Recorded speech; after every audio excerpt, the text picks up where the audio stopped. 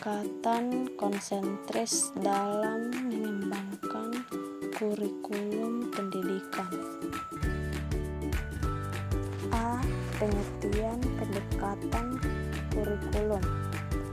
Pendekatan pengembangan kurikulum adalah cara kerja dengan menerapkan strategi dan metode yang tepat dengan mengikuti langkah-langkah pengembangan yang sistematis agar memperoleh kurikulum yang lebih baik.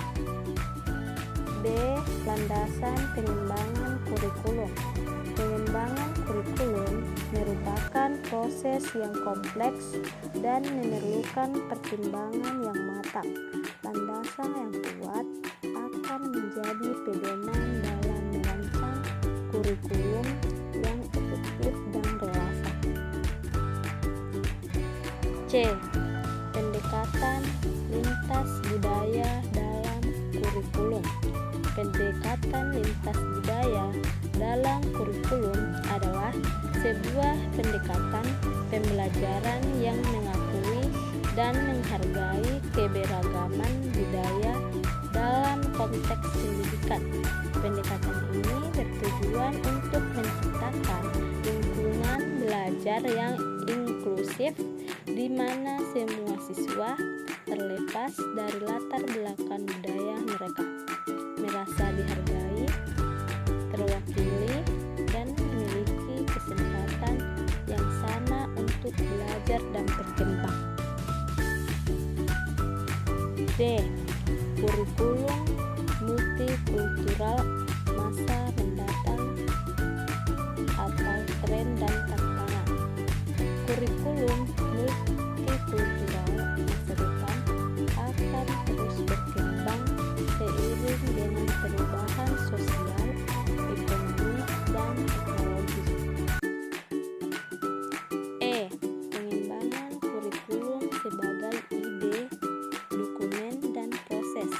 Pengembangan kurikulum melibatkan proses yang kompleks mulai dari perencanaan hingga implementasi dan melibatkan berbagai pihak seperti pendidik, ahli kurikulum, pembuat kebijakan, dan masyarakat.